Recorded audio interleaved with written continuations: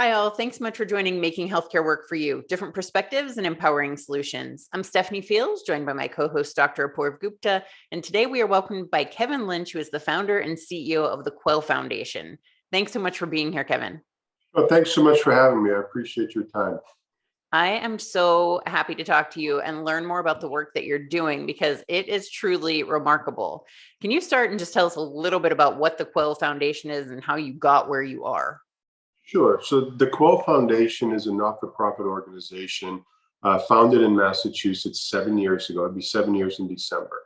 Our goal is to reduce the number of suicides and overdoses and the incarceration of people who have a mental health challenge. So we do that through our prestigious scholarship program and our educational documentary series. It's interesting what you're saying that you do it through the scholarship program. How does the scholarship help with this process? That's a great question. Thank you for asking that. So it helps because, in my opinion, and this is obviously just all how my mind works. I think that this next generation of students is going to be create that paradigm shift that we need in society. So the older generation and parts of my generation come from rub some dirt on it and walk it off, you'll be fine. But this is a generation who's really socially responsible and they're very socially active. So I wanted to focus on the college age students, give them a voice, let them recognize that they're not alone, because often people with mental health illnesses or those who die by suicide feel like they're the only ones. If there's 10 people in a room, I'm the only one in the room, when in fact there's probably 8 other people. So I focus on college age students. I provide them scholarships, students that have a mental health diagnosis that are currently in treatment. So we're almost thanking them and rewarding them for continuing to get the help that they need. We give scholarships to students who have lost a parent or sibling to suicide, because we know the suicide rates are astronomical. Second leading cause of death, 10 to 34 years old, with the leading cause being unintentional injury, overdoses, right? So, and then we give scholarships to students that are going on to be our next generation of mental health care providers. Because when folks like you and I and organizations throughout the country that are trying to normalize the conversation, when we are successful, if we don't have resources available, we've really done a disservice, because we've essentially put them out in the middle of the street and have nowhere for them to go. So I've partnered with universities across the country to bring more students into their program, to develop more robust programs so that we can have enough providers for the students or for people when they actually start reaching out for help. And this is something that's exceptionally personal to you, and listening to you talk about the resilience and just passion, all the things, all the great qualities that this generation coming up now exhibits, plays into what you've experienced firsthand in your life and also exposes the needs. So you both see the resilience, but also have witnessed the need. So tell us about your experience and the troubles that it's led to you finding providers and just getting the treatment that you need. Sure. We know that there's a dearth in providers. That, almost 77% of the counties in the United States are mental health professional shortage areas. They've been designated as such. This started with me because my young son at the time, 17 and a half years old, who was diagnosed with bipolar disorder, got into a bit of trouble, and he ended up being sentenced to 8 years in prison. 6 of those years he was held in isolation. So you would naturally assume that had a compounding impact on his mental health, and it certainly did. When he was released, I had an appointment with a psychiatrist that could help him navigate through the reintegration process into society. But the doc needed to pass us off to his therapist because his calendar was pretty busy.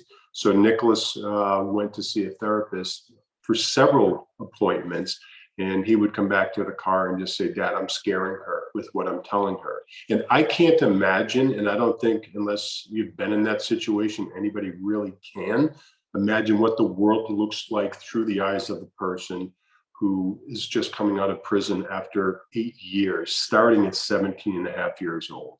The world is a completely different place.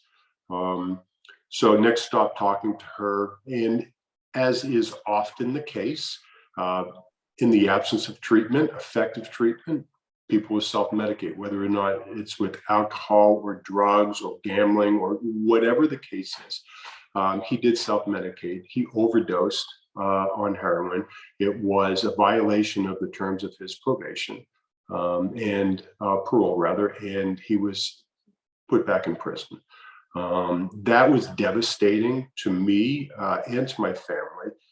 Really significant to me because I didn't have a plan B. I thought my plan A was rock solid because I'm a guy and I think I know everything.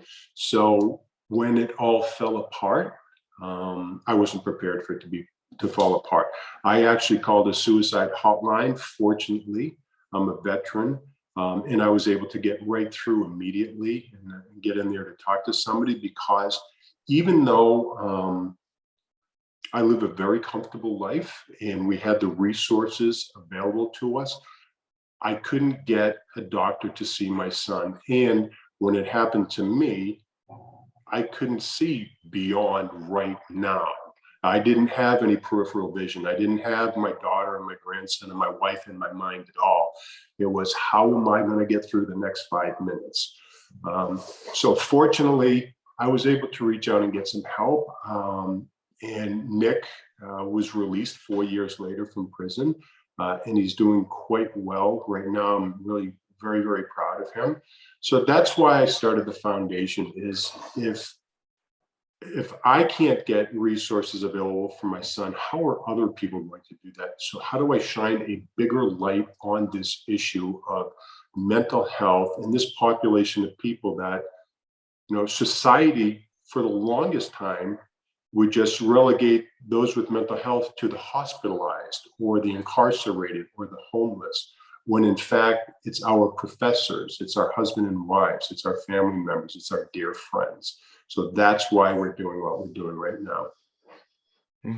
What a powerful personal story, Kevin. Thank you so much for sharing it and for helping us understand how the ups and downs that you and Nick have gone through. And it's really heartening to hear that he's doing so much better. And as we were talking earlier, we'll just keep our fingers crossed for him to continue on one day at a time and keep improving.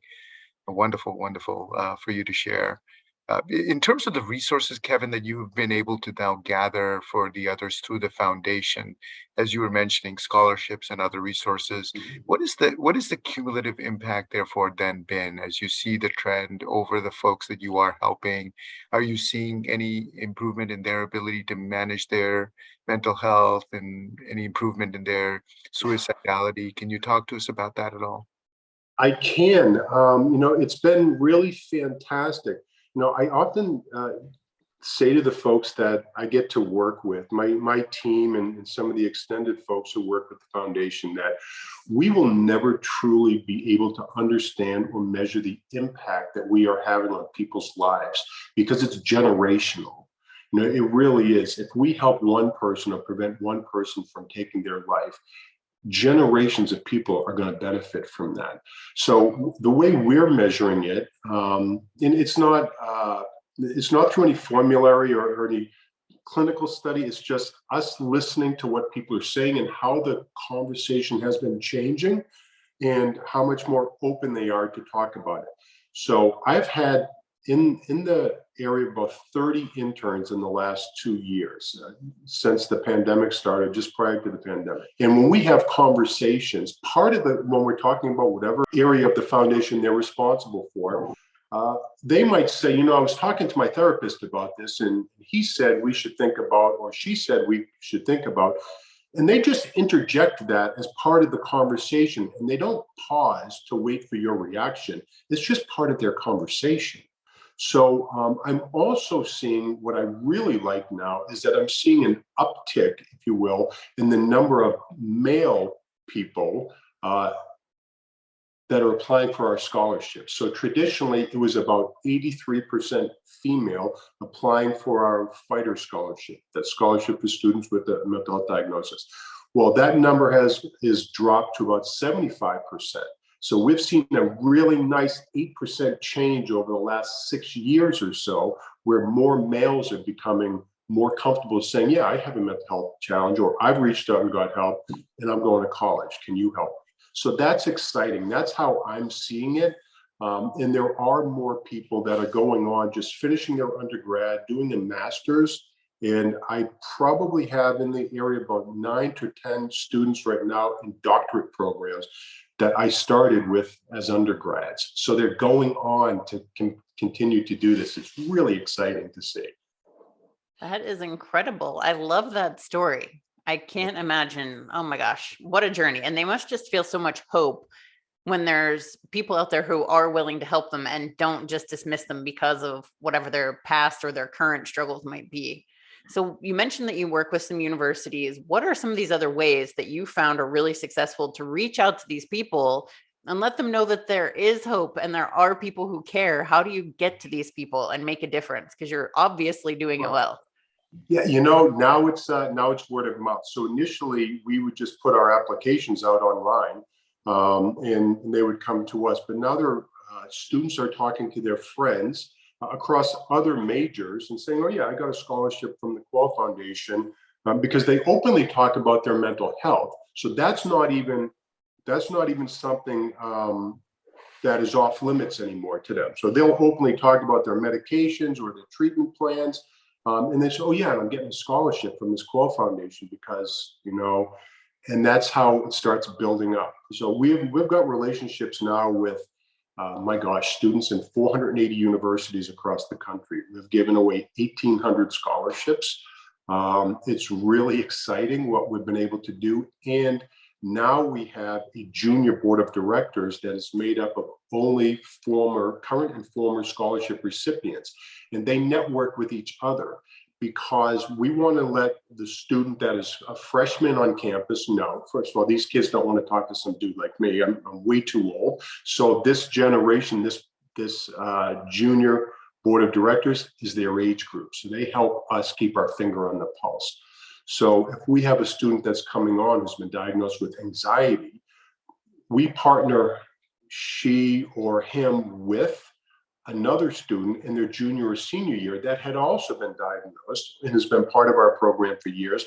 And they say, "Hey, listen, it's not because your meds are off or it's because every freshman on this campus has anxiety walking across it for the first couple of weeks. Here's what I did."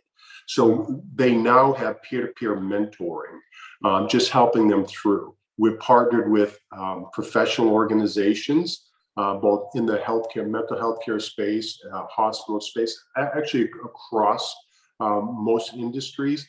And we have mentors in those industries for our students. And they get paired up. And that way they have somebody to help them learn what they might need to know when they graduate. They provide internships to them, and they provide a lot of great resources and connections for them as they go. So it's much more than here's a check, good luck this year. It's like, we're going to call you next month, and we're going to call you in 3 months, and we want to make sure you know where the cafeteria is on your campus. We want to know if you've been talking to your doctor. We want you to know that we care about you. And it just seems to have been snowballing. Year one, we gave away 16 scholarships. In 2019, we had 1,300 applications. And this year, we had 700 applications. We narrowed the window down, but $2.6 million in 6 years is pretty darn good. It's amazing. That's fantastic. Yeah, it really is fantastic, Kevin. One thing that I'm thinking of as you're talking about this, because it's such a powerful part of your story and Nick's story, is the incarceration element. So are you providing resources there as well? Are there potentially education resources? I think you mentioned that you were encouraging Nick to get education after he came out of his first incarceration. Please help us understand what resources can be provided there as well. Unfortunately, no, I am not doing that. Initially, Dr. Gupta, what my intention was that I want to help redesign reentry protocols and to address the recidivism rates in this country. So how are we going to work through that? So I wrote a big business plan, and this is how we're going to do it. I went and talked to some of my state senators, and initially what I was told is that this is a non-starter. So essentially what they were saying is like, I'm not going to go back and tell my constituents that I'm spending my time in elected position trying to reduce recidivism rates or work with criminals, because incarcerated people are still looked at as, the bane of society, that they deserve to be there. That's why they're there. But we know that upwards of 80% of folks that are incarcerated have some form of mental health challenge. So what I thought I would do is kind of circuitously address it. Why don't we just keep them out of prison to begin with? Why don't we? A lot of this happens because of their interactions with drugs, and there is a direct correlation between the accessibility to providers and high incarceration rates. So as I said, in the absence of treatment, you'll self-medicate. And if it's illegal, you're likely going to break the law, and then there's going to be penalties associated with that.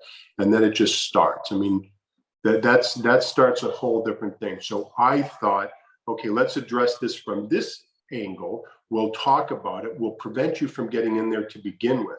Now, I have funded programs like equine facilitated psychotherapy. I wanted to understand whether or not that would help at-risk youths that were housed in the Department of Corrections, Pompano Department of Corrections. Could we reduce recidivism rates within that population? They were all 18 and younger. And we did that for a 4-year study. But I'm trying to figure out a way to keep them out of prison to begin with. And that's kind of what we're doing. Make it okay to talk about your mental health so that you don't hide and you don't end up doing, illegal activities. You said that 80% of people who are incarcerated have a mental illness. Do most of those people have a mental illness before going in, or do they develop it while they're in there? And if they have it before they're there, a lot of times that seems like that's something that, you might develop in early life. So where do you start to tackle this? Because that is an immense challenge. It is an immense challenge, and we're coming at it from a couple of different angles. And I can only speak from my experience, and that 80% number is something, it's higher than that, okay? But I don't recall exactly, and I can't cite my resource right now, but it's higher than that, okay? We also know that the medications that are provided when they're incarcerated are part of a formulary. So I don't...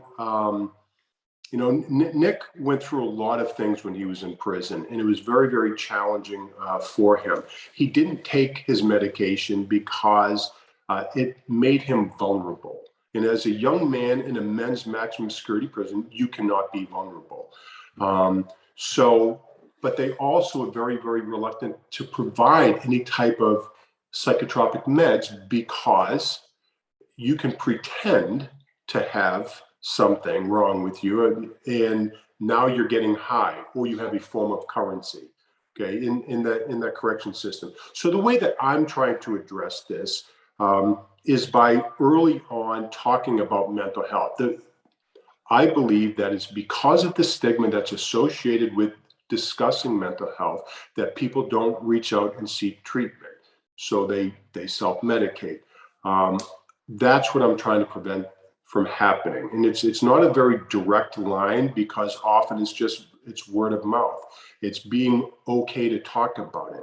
I mean, people I will tell you that when I started the foundation and I said, we're here to reduce suicides, overdoses, and incarceration, I had to say why. I couldn't say because those people over there. I had to say me, my family, which is incredibly difficult to do because it's always easier to point over there.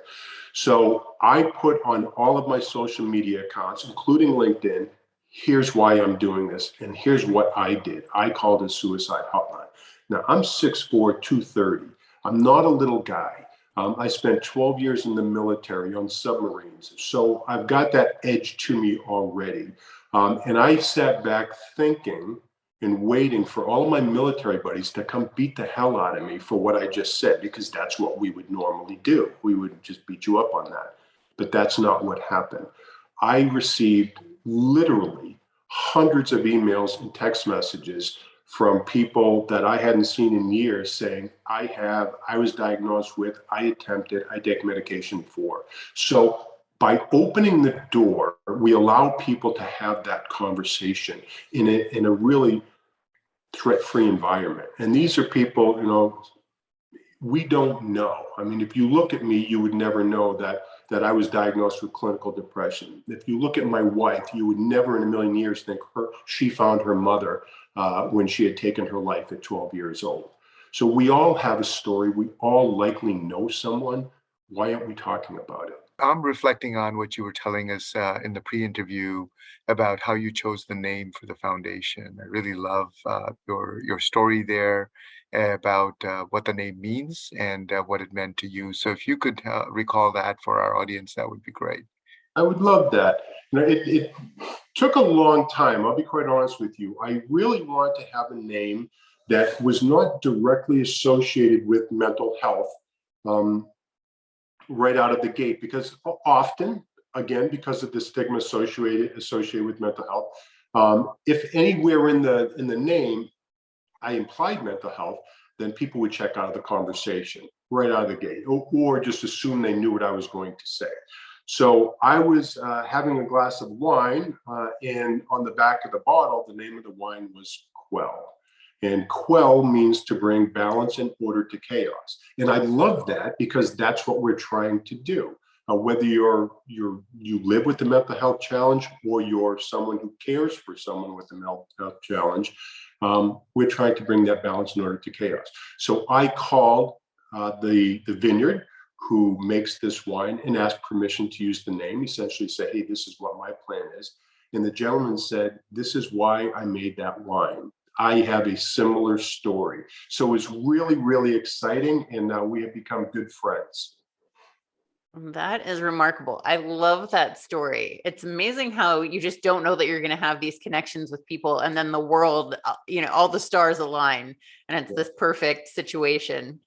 And I absolutely love that you guys have formed a relationship from that. And that he's so supportive of what you're doing, because it is something that, like you said before, everybody is impacted by. So through all of your work doing this, just playing this out, the journey that you've been on in these first near 7 years has been really incredible, both with your experience through your own struggles, your son's struggles, seeing these people thrive, going on to get their doctorate, who have been blessed with that situation because of the scholarships that they've gotten through the Quell Foundation.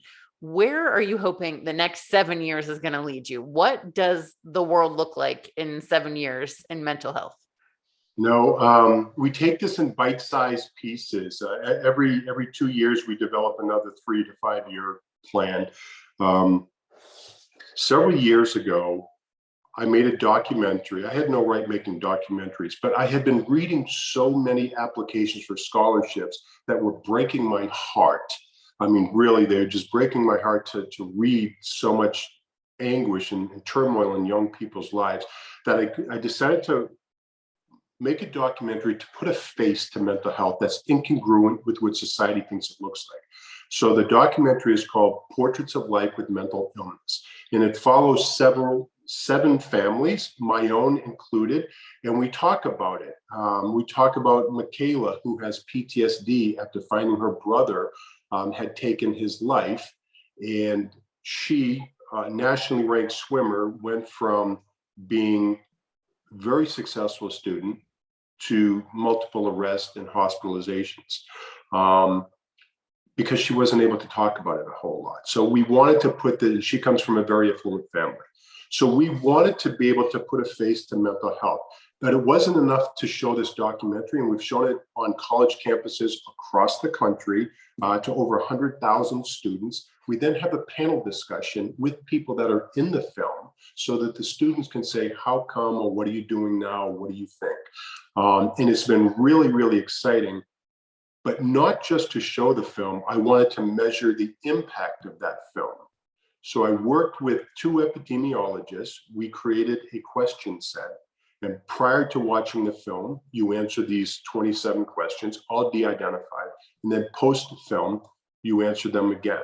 And we wanted to measure, did this film have the ability to positively influence your view or your perception and understanding around mental health? Did it motivate you potentially to reach out and ask for help? And the answer was definitively yes. It was so statistically significant. Our white paper is currently being peer reviewed for publication.